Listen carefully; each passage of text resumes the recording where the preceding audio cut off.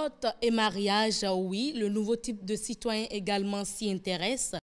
Pourquoi? Parce qu'il doit connaître les tests et lois qui régissent la République. Et que disent précisément les tests concernant la dot et le mariage? On vous invite tout de suite à suivre le contenu.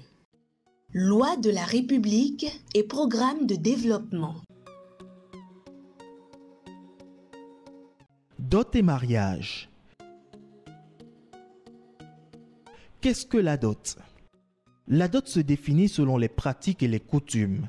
Généralement, la dot s'appréhende comme étant l'ensemble des biens que l'époux apporte à son épouse en guise de cadeau. Dans la culture béninoise, la dot ne se limite pas à l'offrande de présents, elle est bien plus. C'est l'acte emblématique par lequel le futur époux manifeste son intention de prendre en mariage sa future épouse. D'un point de vue sociologique, elle symbolise le trait d'union entre les familles des futurs époux. Qu'est-ce que le mariage? Le mariage est un acte juridique solennel par lequel un homme et une femme qui se sont mutuellement choisis s'engagent à vivre en union pour le meilleur et pour le pire jusqu'à la fin du mariage ou de leur existence.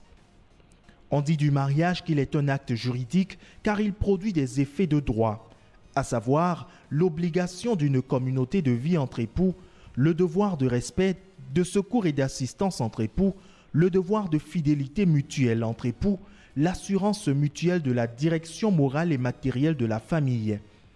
Aussi, il convient de préciser qu'entre autres effets, c'est le mariage qui crée la famille légitime, c'est-à-dire celle qui est reconnue par la loi. Lorsque les époux ont des enfants, ils pourvoient à l'éducation des enfants et préparent leur avenir. On dit du mariage qu'il est un acte solennel car il est formaliste.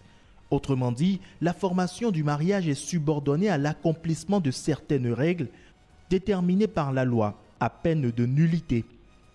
Le Code des personnes et de la famille distingue deux types de nullité, la nullité relative et la nullité absolue. La nullité est dite relative pour vice de consentement de l'un des conjoints si son accord a été obtenu par violence ou donné à la suite d'une erreur, défaut d'autorisation parentale pour les mineurs, impuissance du mari non révélée au préalable, maladie grave et incurable dissimulée au moment du mariage par un conjoint, ce qui, portant préjudice à l'autre conjoint, rend la cohabitation intolérable. La nullité est dite absolue lorsqu'il y a été contracté sans le consentement de l'un des époux, lorsque les conjoints ne sont pas de sexe différent, lorsque l'un des époux n'avait pas l'âge requis en l'absence de dispense, lorsqu'il existe entre les conjoints un lien de parenté ou d'alliance prohibant le mariage, lorsque l'un des conjoints était dans les liens d'une union antérieure non dissoute. Quelle est la valeur juridique de la dot? La dot n'est pas seulement une notion sociologique, elle est aussi une notion juridique. Selon les dispositions de l'article 142 du Code des personnes et de la famille, la dot a un caractère symbolique.